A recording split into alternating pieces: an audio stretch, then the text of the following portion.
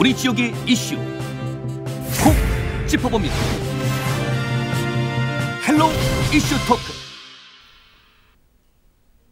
강원도 현안과 이슈를 심도 있게 들여다보는 시간입니다. 지난 4일 강원도 동해안을 덮친 산불로 500여 채가 넘는 주택이 소실되고 1000여 명이 넘는 이재민이 발생했는데요. 또 축구장 2000개가 넘는 규모의 산림이 한 줌의 채로 사라졌습니다. 산불을 둘러싼 논란과 이슈가 끊이지 않고 있습니다. 이번 시간 전문가들과 함께 이야기 나눠보겠습니다. 오늘도 최수영 디 아이덴티티 메시지 전략연구소장님, 나철성 강원평화경제연구소장님 자리하셨습니다. 안녕하십니까? 안녕하세요. 안녕하세요. 네, 소장님, 악몽 같은 동해안 산불이 발생한 지 거의 한 2주 정도가 좀 지났는데 네. 매년 반복되는 동해안 산불 때문에 악몽의 4월이다라는 말이 좀 생겼어요. 네. 이번 산불 피해 규모 정확히 어느 정도 좀 집계가 되고 있나요? 네, 지금 일단 뭐 정확한 집계가 뭐 이달 말쯤 나오겠지만 네. 지금 잠정 집계된 자료를 보면은 일단 뭐 말씀하신 대로 아까 소실된 산림 면적이 축구장 2,460개에 달하는 규모고요. 1,757헥타르의 산림이 소실이 됐습니다. 이렇게 지역별로 보면 고성 속초는 700헥타르, 강릉 동해가 714헥타르, 그다음에 인제가 342헥타르입니다. 그래서 사실 이게 더 안타까운 건 이제 우리가 산불이 1999년, 2000년, 2005년, 2017년 계속 이어왔잖아요. 이게 완전 복구가 안 된 상태에서 이게 또 일어났기 때문에 사실 이게 피해도 더 컸고 또 이게 앞으로 이 복구도 굉장히 더 힘들어지는 그런 양상이 돼버렸어요. 지금 제가 한 자료를 보니까 이게 산불이 이게 정상적으로 이제 생물까지 복구가 되는 시간을 보니까 민물 어류는 3년이 걸리고 개미는 13년, 조류는 19년, 경관 및 식생은 20년이 걸리고요. 그다음에 야생동물은 35년이고 토양은 100년이라고 합니다. 그러니까 이게 사실 우리가 이게 유형의 것만 아니라 무형의 것으로도 어마어마한 지금 우리가 피해를 입었다 볼 수 있는데 사실 여기서 제가 조금 더 우려되는 거는 2차 피해입니다. 그러니까 지금 완전히 지금 산림이 다 타버렸기 때문에 이제 집중호우가 되고 그러면 그러니까 토사가 유출되고 붕괴의 우려가 있어요. 그래서 지난 14일 도를 찾았던 이낙연 총리도 사방공사 서두르겠다 약속을 했어요. 저는 참 총리로서 굉장히 적절한 대책이라고 보는데 우리가 지금 당한 피해도 중요하지만 우리가 더 큰 2차 피해, 이제 좀 건기가 지나가면 바로 또 우기가 오지 않습니까? 그렇죠. 이게 그렇죠. 이게 매우 조심해야 할 일인데, 그러니까 우리는 진짜 안팎으로 정말 1차, 2차 피해가 다 우려되는 이런 상황이라서 이재민들의 아픔이 좀 가중되겠지만 지금이라도 좀 대책을 좀 정밀하게 세워야 될 겁니다. 네, 사실 동해안 대형 산불이 발생한 건 이번이 처음이 아니잖아요. 방금 말씀해 주신 것처럼 뭐 2005년에도 있었고 2017년에도 크게 좀 발생했었는데 사실 이렇게 지속적으로 발생하는 이유에 대해서 저희가 기후 조건을 좀 따져봐야 될 것 같은데 이 발생 원인에 대해서 좀 정리를 해 주실까요? 네, 말씀하셨던 것처럼 2000년도 그렇고 2005년도 그렇고 이번도 그렇고 이 발생 시기가 비슷합니다. 네. 3번에 달하는 거대한 이 산불이 났었는데요. 이게 보통 보면은 그러니까 겨울에서 봄으로 넘어갈 때 이 영동 지방에 강하게 있는 바람인데요. 그러니까 이게 오래전부터 이것들은 바람이 있었던 것들이고, 이 양간 지풍이라고 이 얘기를 하는데 양양에서 이 간성 사이에 부는 강한 바람인데 이번 강한 바람이 이번에도 이제 내리 불었던 거 아닙니까? 네. 그런데 이제 제 아는 그 고성의 지인에게 여쭤봤더니 이게 이제 이번 산불이 나기 이전에도 매우 그 양양과 속초 일대 사람들은 매우 걱정을 많이 했다고 합니다. 보통 때 같은 경우에는 눈이 많이 와가지고 그래도 바람이 불어도 이걸 상쇄가 됐는데 올해 같은 경우에는 전년도보다 한 30%밖에 강설량이 있지 않았다고 그래요. 그래가지고 너무 바짝바짝 말라 있어서 야, 이번에 산불이 나면 예전보다도 큰 산불 때문에 걱정이다 했는데 또 이번에 이렇게 이번에 발화가 됐었고, 더 걱정이었던 거는 전화를 해보니까 바람이 어떠냐고 물어봤더니 토네이도 풍에 바람이 불어가지고 태풍급 그래가지고 서 있기가 힘들다라고 하는 말씀하셨는데 거기서 한 40년 동안 사셨는데도 불구하고 이번에 그런 바람이랄지 산불 피해를 너무나 커가지고 우려스러웠었는데 좀 아쉬웠던 부분들은 그런 것 같습니다. 이번 속초시장의 뭐 본인은 아니겠지만 그 자리를 비우는 과정 속에서 뭐 논란이 있기도 했지만 항시 이때 된다고 한다면 영동 쪽에서는 이 긴급 방제 특별 이 기간으로 설정해가지고 준비를 했었는데 앞으로 같은 경우는 기후 변화로 인해 가지고 더욱더 적설량이나 이 강우량이 적어지기 때문에 이 일대에 바람이 불 때 특히 이 시기 같은 경우는 정말로 특별하게 관리해야 될 우리에게 중요한 과제를 이번 산불이 좀 주지 않았나라고 좀 분석하고 싶습니다. 뭐 바람도 강하게 했지만 건조한 날씨 때문에 산불을 더 대형화시킨 것 것 같은데 사실 양간지풍에 대한 이 이야기가 계속해서 좀 나오긴 했거든요. 양간지풍에 대해서 짧게 좀 설명을 해주실까요? 그러니까 양간지풍 같은 경우에는 보통 보면 우리가 포현현상이라고 이야기죠. 포현현상 같은 경우에는 이제 알프스 이남에서 이제 쭉 스웨덴 쪽, 스위스 쪽으로 올라가는 이런 바람인데, 이 높새바람 같은 경우에는 우리가 영동에서 영서로 부는 바람인데, 이 높새바람과 다르게 양간지풍은 뭐냐면 반대로 이 영서에서 이 영동으로 불기 때문에 영동 일대가 매우 건조한 바람이 부는 곳들이죠. 그리고 이 바람이 뭐냐면 역전층이 생겨가지고 매우 세고 강하게 밑으로 부르게 되면서 우리가 봤던 것처럼 40km, 50km 태풍급에 달하는 이런 긴급 돌개 바람이 불기 때문에 여기에 정말로 발화가 일어난다, 불꽃이 인다고 한다면 이번에 봤던 것처럼 30분 만에 몇 킬로의 바람과 이 불꽃이 날아다니는 이런 현상들이 나타나기 때문에 정말로 주의해야 될 이러한 기후의 변화들이죠. 네, 사실은 또 산불 같은 문제는 사실 계속해서 지속적으로 저희가 발생하는 좀 자연재해이기 때문에 사전에 미리 좀 방지할 수 없나라는 문제를 계속해서 좀 저희가 생각해 보게 되는데, 이 부분에 대해서는 좀 관계 당국이랑 전문가들이 지속적으로 좀 고민하고 있는 걸로 알고 있어요. 어떤 게 좀 논의가 되고 있나요? 그러니까 지금 결국은 이제 이게 지난 10년간 산불이 이제 계속 발생을 하고 있잖아요. 지속적으로 식목일을 전후해서. 그렇다면은 이제 이거는 충분히 우리가 예상할 수 있는 재난이라는 거죠. 4월 정도가 되면 예상할 수 있는 건데, 아까 양간지풍 얘기가 나와서 제가 말씀드리면은, 이게 이제 말의 어원은 조선 중기 실학자였던 이중환의 택리지에 나오는 얘기입니다. 그러니까 정확한 이제 이제 문장을 보면 통고지설 양간지풍 일구지 난설이라는 겁니다. 그러니까 통천과 고성 사이에 겨울에 내리는 눈과 양양과 간성 사이에 부는 바람은 일구지 난설, 한 입으로는 도저히 형용할 수 없을 정도로 어마어마한 것이다라는 게 조선 중기 때부터 이미 이제 그게 이 계절적 요인으로 이제 꼽혔던 거죠. 자, 그렇다면은 상황이 이렇다면은 일어날 수 있는 가능성을 우리가 받아들여야 됩니다. 그래서 이걸 최소화하거나 아주 약하게 하거나 하는 것을 우리가 결국은 대책의 핵심으로 봐줘야 하는데, 저는 그런 점에서 이제 두 가지 정도를 좀 예상을 제가 말씀을 드리고 싶은 게, 결국은 이제 그렇다면은 이제 재난 예방과 대응 시스템을 갖춰야 되는 거죠. 그것은 하나입니다. 그것은 다 방법이 우리가 예산을 투입하는 거죠. 예산을 좀 많은 예산을 투입하는 거고, 그다음에 관련 예산을 많이 투입해서 하는 거고, 그다음에 노후 장비 및 각종 설비들을 좀 최신식으로 교체해야 됩니다. 이번에 뭐 대통령께서도 이제 트럼프 미국 대통령을 만날 때 이 얘기를 했어요. 주한미군의 큰 2대의 헬기가 엄청난 도움이 됐다. 사실 맞는 얘기예요. 그게 어마어마한 양의 물을 이제 갖다가 진화물을 뿌려대면서 그나마 초기 진화에 많은 도움을 줬던 게 사실이거든요. 근데 이건 군사용 헬기입니다. 이거 우리가 이제 민수용 헬기가 아니기 때문에, 그렇다면은 이제 저희가 이번에도 우리가 보니까 이 헬기 소형이 2대밖에 없다는 거예요. 그래서 이제 좀 이런 것들에 대한 것들을 좀 이제 많이 좀 이렇게 보충해냈고, 그다음에 진화 인력도 이번에 특수진화대가 많은 활동하지 않았습니까? 이런 경우도 우리가 좀 상설화 시켜내는, 또 그다음에 조금 인원도 좀 보강해야 되는 것도 좀 필요하겠고, 그다음에 결국에 아까 말씀드린 대로 우리 수목식생도 좀 계절적 요인이 그렇다면은 지금 소나무주로 위주되다 보니까 이번에 많은 사람들이 지적했지만 송진 때문에 아주 발화점이 높고 빨리 이게 확산이 되거든요.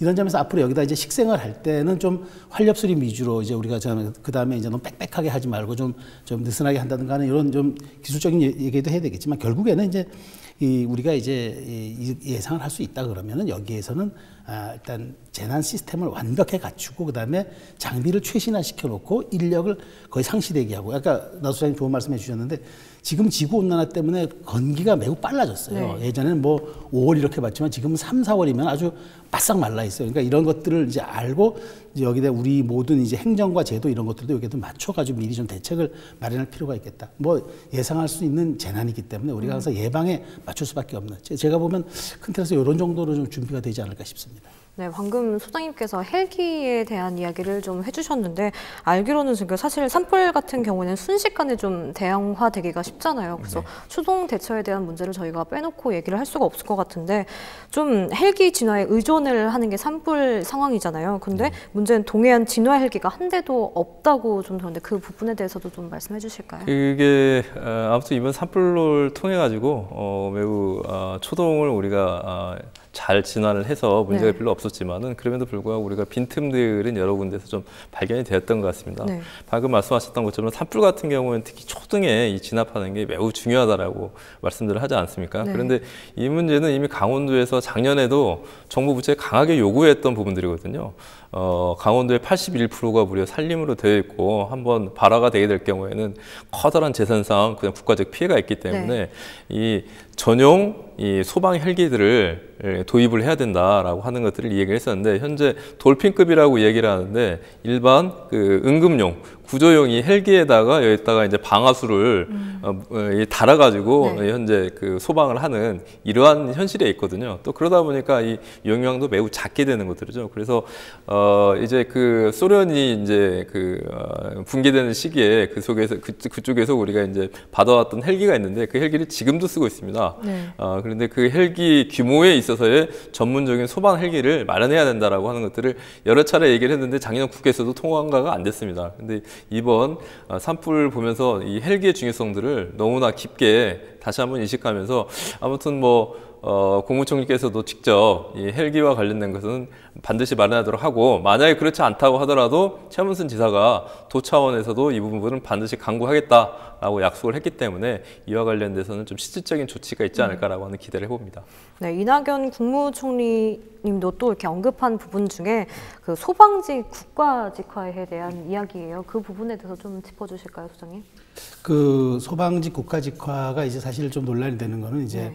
그동안 그 사실 법제화는 준비가 돼 있어요. 네. 돼 있는데 중요한 건 이제 국가직화에 따른 이제 그러니까 과거에는 우리가 지자체가 산불이라 그러면은 불로만 인식을 했던 거죠. 그러니까 네. 자치단체의 판단으로 빨리 진화하고 이제 이렇게 해라 하는 것으로 이제 지방사무로 둔 거예요. 그래서 네. 사실 지금 소방직의 국가직은 지금 소방방재청 직원들밖에 없어요. 다 이제 자치단체별로 돼 있죠. 근데 문제는 자치단체의 그 예산 규모 그러니까 이른바 재정의 수준에 따라서 장비나 이제 처우 이런 것들이 지금 지급이 네. 되는 거예요. 그러다 보니까 서울 경기 같은 경우에는 매우 잘 이렇게 장비도 좋고 아주 처우도 좋은 거죠. 그런데 이게 재정 자립도가 떨어지는 지역에 가면 갈수록 장비도 노후화돼 있고 이제 조금 처우도 좀 떨어지는 겁니다. 근데 그러다 보니까 이걸 국가직화 시켜야 한다. 그런데 이제 반대하는 일각에서는 자치시대에 역행하지 않느냐. 지금 국가경찰도 지금 자치경찰로 전환하는 마당에 이걸 이렇게 하면 되겠느냐. 이게 이렇게 이제 일각의 이제 야당의 반대가 있는 거죠. 네네. 그런데 이건 제가 보기에 조금 본질을 잘못 볼 수가 있다. 왜냐하면 이제 불은 이제 단순히 불로 볼 것이 아니라 사회적 재난으로 봐야 됩니다. 지금은 인구도 높고 또 지금의 우리가 상당히 주변에 이게 어떤 화재 요인들이 많잖아요. 그럼 이게 한번 났다면 이게 대형이거든요. 그렇다면 이제 이건 사회적 재난의 규모로 봐야지 단순히 불을 진화한다는 그 측면으로 보면 되지 않아요. 그러면 이거는 국가가 컨트롤 타워를 갖는 게 맞다고 보는 거죠. 그래서 이번에도 보십시오. 이번에도 빠른 진화 도움이 됐던 건 전교 소방차와 인력들이 아주 빠르게 했잖아요. 우리 국가지휘부에서 이제 그렇게 빨리 판단을 내린 건데 그렇다면은 앞으로 모든 불이 날 경우에 지역에 불이 나면 국가안보실이 컨트롤 타워가 돼가지고 진화 명령하고 이제 진압 체계를 내리는 거죠.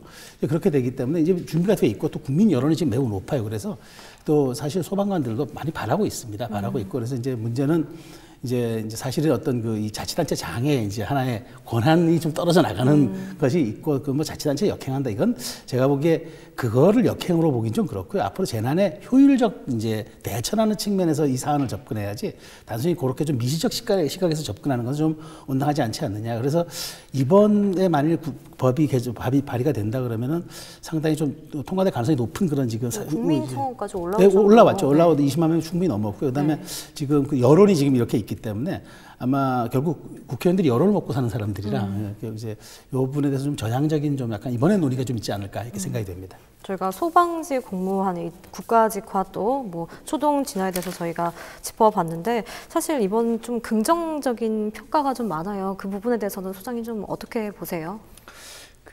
아무튼 벌써 세월호 참사가 난 지 5주년이 되는 시기에 다가왔는데요. 아무튼 우리나라의 그 방재와 재난에 대한 대응들은 세월호 이전과 이후로 좀 나눠지는 것 같습니다. 네. 물론 세월호 이후에도 크고 작은 사건들이 많이 있었고 국가의 초동 대응이 부족한 부분도 많이 있었지만 그렇죠. 그럼에도 불구하고 이번 같은 경우에는 가장 국가의 시스템이 잘 작동된 이러한 하나의 사건으로 좀 기억이 좀 될 것 같습니다. 앞서 말씀하셨지만 초동 진화 과정 속에서 불과 3시간 만에 전국에 800여 대의 이 소방차가 속초로 진압을 해서 전체적으로 함께 나섰고, 뿐만 아니라 경찰 같은 경우에는 인근 7km의 발화지점에 커다란 폭탄 저장소가, 폭격 저장소가 있다고 하지 않습니까? 네. 그런 것들 신속하게 옮겨놓는가 하면 속초의료원 그 관계자 얘기를 직접 들어보니까 네. 바로 문 앞까지 그 연기가 들어왔다고 그래요. 불이 네, 영상을 네, 네. 뛰어넘어가지고. 근데 그때도 정말로 차분하게 잘 대응을 해가지고 단 한 명의 그 부상자나 그 다음에 상해를 입은 사람 없이 안전하게 대처했던 이러한 분들이 있고, 또 그 부영 아파트 같은 경우는 직접 불이 벽 앞에까지 네네. 들어오지 않습니까? 그때 같은 경우에도 정말 주민들이 모두 다 소방호스를 들고 나와가지고 함께 막았다거나, 속초고등학교 같은 경우에도 전부 주민들이 함께 일어나가지고 나섰던 이런 모습 같은 경우에는 정말 보기 드물게 민관이 함께해서 이 우리의 재단들을 막아냈던 이런 새로운 그런 이정표가 되지 않을까 싶고, 또한 더욱더 감사했던 건 뭐냐고 한다면 이번에 그 성금을 모분한 거를 그 보니까 네. 그 제 기구에서 관계 있었던 분들 말씀을 들으니까 본인도 놀랐다고 하더라고요.